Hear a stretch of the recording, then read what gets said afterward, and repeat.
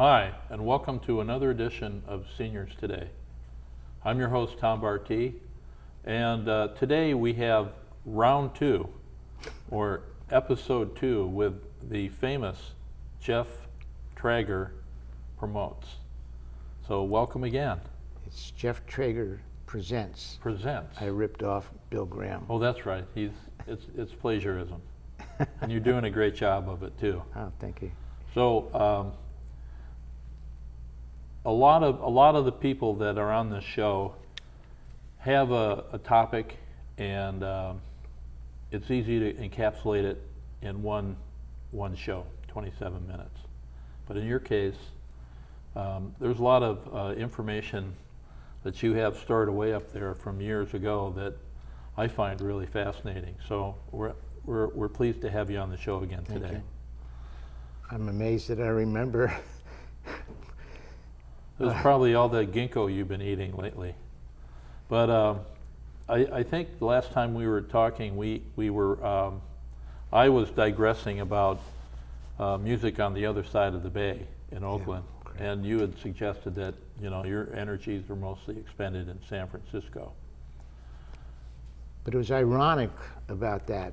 I got to Oakland to call on Mama and Papa record stores to bring my records in my 45 so that I could get reports for the radio station so I can get it played.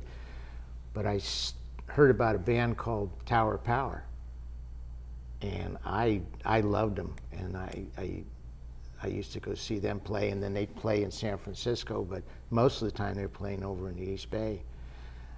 As it turns out, Bill Graham was managing Tower Power, and they did an album called East Bay Grease, and they got out of contract with Graham, and I slipped in there, and I brought in a couple of labels to try to sign them because for some reason Bill got too busy, and so I brought in the president of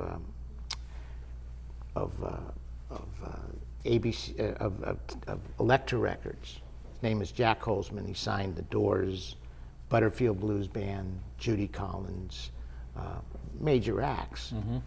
But he didn't have that R&B soul in his heart. He signed different kinds of acts, and they made him a lot of money. He signed a group called Bread that made him a fortune. So when I brought him the tape with You're Still a Young Man and Down to the Nightclub, he says, they don't impress me. I heard him a year ago. And I said, you gotta be kidding me. I said it to myself, and I walked out of the hotel room, and I was very upset because I loved the band. I thought Tower Power, with Rick Stevens as the lead singer, he sang You're Still a Young Man. And as it came to be, I managed Rick. Rick went off to prison for 36 years. Wow. Was in Vacaville. And when he came out, he called me and asked me to manage him. But when I went into the office where I was working, I was yelling and screaming about the president of Elektra Records, not knowing what he was doing.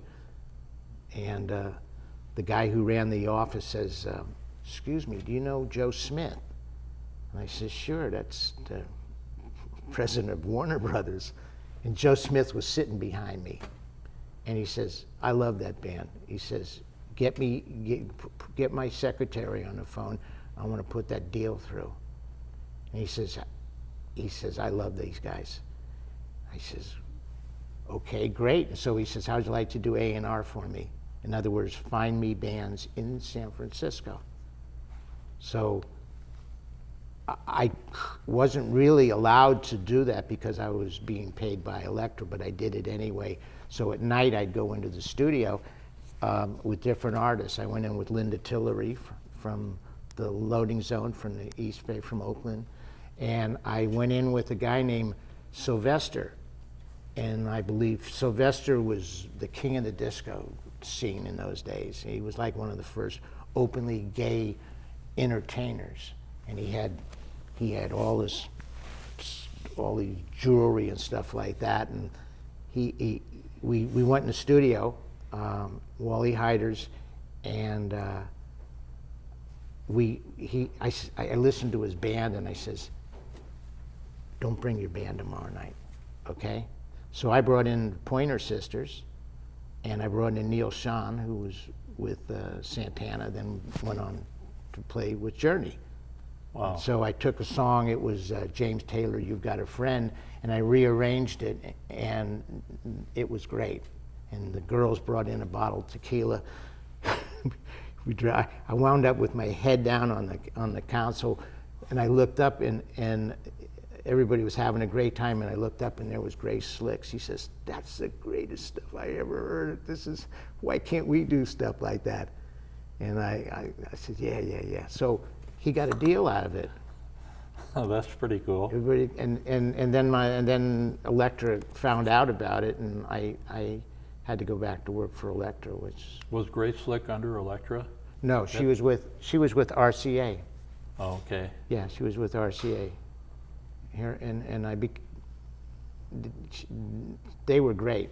The bands that came out of San Francisco, for one reason or another, were just unique. You know, the bands like Janis, like the Jefferson Airplane, groups like that, the Grateful Dead, Santana, Sly, and the Family Stone. You know, why? I don't know. Maybe it's because this is such a great, a diverse area. Well, Haight-Ashbury, it was a melting pot. It was, and all the bands would want to come to San Francisco because of what was happening in the late '60s. Yeah. And then you go to Golden Gate Park, and you see free concerts that Graham would put on with groups like Traffic, people like that, or the Electric Flag, Moby Grape, just great band. And of course Janis did a lot of free concerts. That was a great era of music. It was the music business, it was exploding, and here you had a guy you get to go see all these artists for free.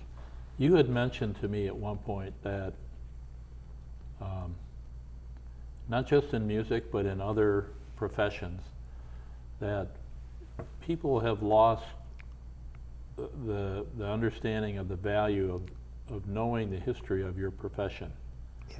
And that musicians nowadays, if they were only to dig in a little bit and learn about the history of who came before them and who created the industry, that it would make them stronger musicians in themselves. And in particular, you were talking about one artist, and I know we're digressing from the history here, but a young lady from Vallejo named Gabby Wilson, who is a rising star right now. And you had mentioned that the one thing that she asked you about was some of these former performers and musicians. You know, what were they like? You know, and to me, that's a sign of someone striving for greatness. And Gabby had this incredible ability that very, very few artists that I've seen have. She wrote a lot of songs, and she plays 4 instruments, not 1. And that's what Alicia Keys was impressed with. And she was impressed with Gabby herself and the way that she carried herself. And we sat down at a restaurant in Benicia, and her father brought her over to me, and we sat down. She says, Mr. Trager, can you tell me about who do you think was great? No, she goes, no, tell me about Dinah Washington. Dinah Washington, she's 12 years old, and she's 13, she's asking me about somebody that great, or Sarah Vaughan and early Aretha Franklin, you know. That's who she wanted to talk about, and Ella Fitzgerald, and I said, my God, I said, Kenny, that's her father, I said, Kenny, this girl's really got her head screwed on right, and I wish her the best, and I hope she does well. Obviously, she went on, got signed, she's managed by Will Smith and Alicia Keys. You're in good hands. She's with Sony BMG, and they did it right. They kept her until she was ready. But I knew that this girl, I listened to some of her stuff, and I said, this girl's, she's got it. She's got it. She was just recently at an awards ceremony, right? Pt Awards. The night that Alicia Keys met her, Alicia Keys was so impressed, she says, why don't you sit in and play with me tonight? Wow. And, but she's such a down-to-earth girl. I did a fundraiser for Pink Lemonade, it's called, for breast cancer awareness. And I had Pete Escovedo, and I had Mick Gillette, who's passed on from Tower Power, and Tom Politzer from Tower Power. I had Rick Stevens, who sang You're Still a Young Man. I had Tony Lindsay, who was the lead singer for Tower Power for 20 years, won 11 Grammys. And they were all on the same stage. With Pete? With other musicians. And Rick was doing You're Still a Young Man and What Is Hip. And he says to Gabby, he says, because I had told Rick about Gabby, and he says, what song of yours do you want to play? Tell me how it goes. She says, no, I want to play bass on What Is Hip, which is really hard to do. Wow. And there's footage of it. Skylar Jett, who I think had something to do with writing the theme from the Titanic, was on. I mean, it was a magical moment. And here's this young girl, little Gabby, up there, right, just enjoying herself and loving what's her passion. And I'm so happy that she's making it. I mean, yeah, she is. She changed her name to H-E-R, and she comes out.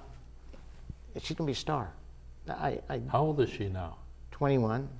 Wow. She just played at the Concord Pavilion with Chris Brown, I believe. Yeah. I don't see her too much anymore, but just to sit there and have that conversation with her, I walked away and I went, okay, this is the kind of girl that could make it, and I hope she does. Mm-hmm. You know, a lot of kids today, they don't give. I don't think that they go back in history enough to find out who came before them. Like you said, the greats. How many kids today know who Jackie Wilson Oh, kids was? Today don't even know who the governor of the state is. But they should do. They should know.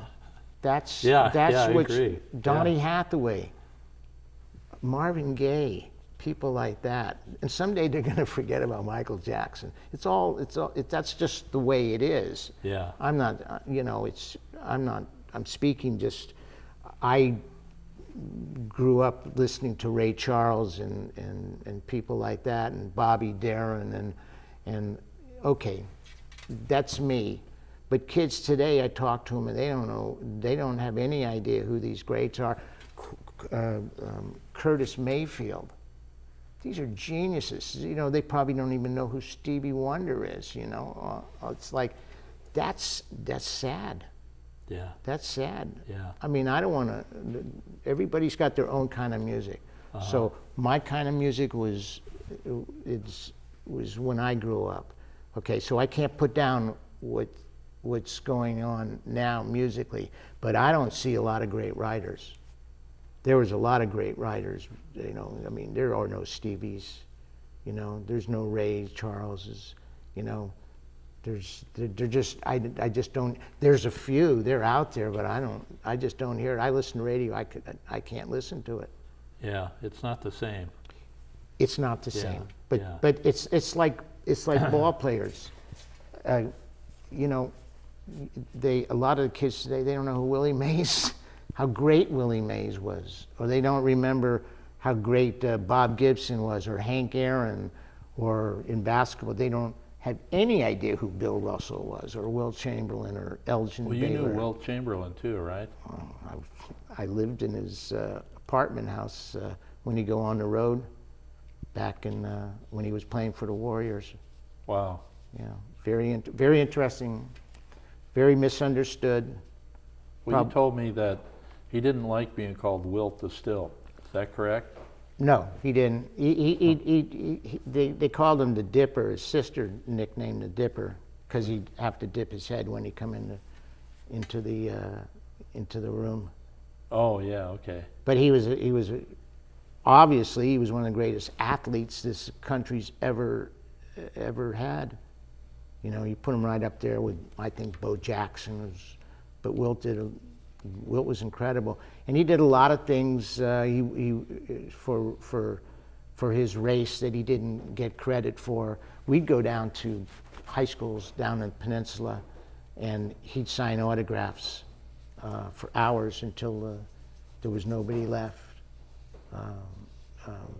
Schools that had a lot of minorities, and he would do that. And then there was a basketball player named Maurice Stokes that had a brain aneurysm, and Wilt would give money from every one of his checks, but nobody knew about that. He was a regular guy, and I don't know why we hooked up. Because I never asked him for anything, you know. Well, back then, even though he was a superstar, it's not like today where guys are making $50 million a year playing basketball. It was a whole different world back then too. Wilt Chamberlain today would have been making a lot of money. Yeah. Because he was a smart businessman. He was going to fight Ali. But that was probably his reach was that much longer.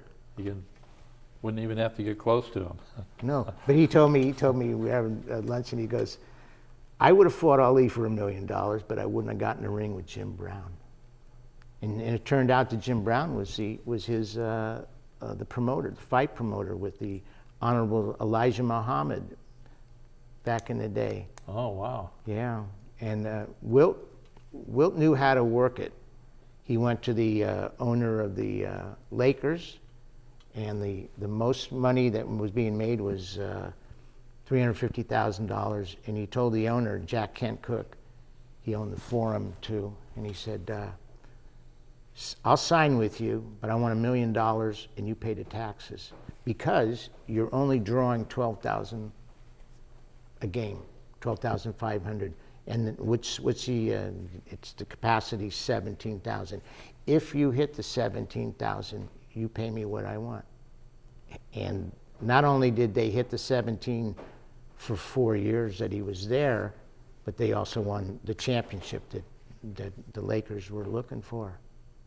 So, interesting guy. Yeah. Yeah, interesting guy. Well, let's go back to the music scene, because I know we could talk about Sonny Liston too.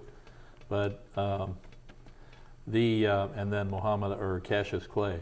But the Summer of Love and Woodstock and all that kind of stuff, you started talking about that with Santana going back there. Was anybody else that you knew end up in Woodstock? Well, Sly, that had a lot to do with breaking Sly. They'd never seen anything like Sly and the Family Stone. Uh-huh. And Sly went on at 4 a.m. Wow. You know, and that was when Sly was really at the top of his game. You know, he was on the Ed Sullivan show. That's when you made it. But Sly came out there and just blew everybody away, just back to back with Santana. You know, that was.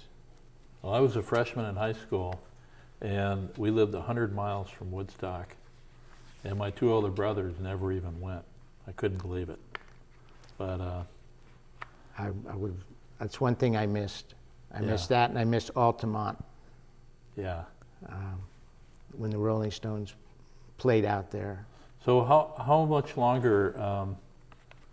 When would you say that your career in the record industry was no longer, you know, at its apex? Well, I'm a recovering alcoholic. I went into recovery in 1990, and I came out, and I wanted to move what I wanted to go in a different direction within the business. And so I did 15 years of marketing for Tower Records. Russ Solomon was an old friend of mine, and he gave me an opportunity to do some marketing for him, and it turned out to be very successful. And then I started doing a lot of fundraisers. I started in San Francisco with the fundraiser at the Family Dog, and then I started with the Hamilton Family Homeless Center, and then I did one up here. Then I did 4 years with the Crystal Middle School, because the principal was a friend of mine, and she took me into the music room and says, our instruments are almost all broken. And I says, well, that's easy, you know. And I get that from my father, because my father was that way, you know. When he could help somebody, it just was easy. I knew people that could help me. So the kids, we put on a concert. I had Jackie Green, who was a household name. I had Lenny Williams. I had Lydia Pence. You still work with him? Yeah, and Lydia Pence from Cold Blood. I had the kids. I had Michael Carabello from the original Santana Band, and Greg Arrico, the original drummer from Sly and the Family Stone, come up and play with the kids. Wow. And then he got him. He says, "How about? Does anybody know Everyday People?" And the kids got up on stage with the band. That's the school band, and Greg playing drums, and they did that. And I went, that was incredible. What a great moment. I mean, to see that those kids got so much out of that. You know, because if you don't have music, if you take that away from these kids, some of these kids don't have anything. You take that and sports away from them, they don't have anything. Yeah, that's happened for many, many years. Yeah, it's some of these schools. Such a sad state. Yeah. But you know, doing the fundraisers I like doing them. Are you doing anything currently in the fundraising arena? Well, let's see. I'm doing my 6th year of Pink Fest coming up. But I did 10 years, and the thing that did it for me most was I did 10 years for autism awareness with a friend of mine, a couple of friends of mine, Bernie Gonzalez, and his son's autistic. So we came out with a book called Voices of Latin Rock. So we did 10 years at Bimbo's, and we had everybody from the original Santana Band to Malo to Richie Valens' family. We honored him, Richie Valens' family. We had Booker T show up. We had Los Lobos showed up. We had Greg Arrico and other guys from Sly and the Family Stone. Rick Stevens, after he got out of jail, came and played. He walked on stage, I'll never forget it, and they got a standing ovation. He says he got chills because people remembered him. And the kicker was one night, Los Lobos was playing with Jackie Green, and Sly and George Clinton showed up. And George Clinton did I Want to Tear the Sucker Down, and he grabbed Sly, and this is an older Sly. Sly didn't look too good, but he got him, and Sly sat down and did a version of I Want to Take You Higher, all 2 minutes. But things like that, you know, yeah. I was able to take the Bee Gees up to Children's Hospital once and to sing Christmas carols, and be able to do things like that are just, oh, you know, they're priceless. Yeah, that's phenomenal. You know, it's just like, you know, if for the Bee Gees to sing Christmas carols for these kids, you know, I mean, I had everybody crying. It was very interesting, you know. Well, I know you won't believe this, but we're almost out of time again. Okay. So anything you wanted to say in the last minute or so, you wrap it up? Well, lately I've been doing shows at a bunch of venues in this area. I do shows at the Downtown Theater. I have one coming up with, I just did the Count Basie Orchestra. I have Lakeside coming on the 28th of July. I did the Delphonics Ohio Players and Confunction, and they were all very successful. And so that's what I'm doing. I'm also doing events on Saturdays at Vino Godfather, out on Mare Island, Manka Steakhouse, Sticky Rice. I'm doing music. I've done that for 7 years. So I'm just living a dream. No, seriously, I'm 75 now. I don't know anything else. This is. Well, you're in pretty darn good shape for 75. Well, stopping the madness with the alcohol had a lot to do with it. Yeah. It had a whole lot to do with it. Yeah. I was getting very selfish, and I didn't think about others, and Well, it's a lot of credit to you for that. I'm sure it's not an easy thing to do. I'm a lucky guy. Yeah. Doing lucky, what I like, Well, we're lucky that we've had you on the show. Oh, I love this. This is great. And I know that we have a lot more to talk about, and so we may have to do another one just to make sure we get it all covered. But name the time. yeah. And there's such a rich history of music in Vallejo that it's so cool that you're here, and you probably could address the connections between your history and the Vallejo history at some point. So maybe that's what we'll shoot for. Sure. All right, well, thanks for being here. Great. Thank you, Tom. Appreciate it. Well, that's all the time we have for today. Our show airs Tuesday and Thursday at 6 p.m. at Comcast Channel 27, AT&T UVerse 99, and streaming live video at vcat.tv. Come see us again next time.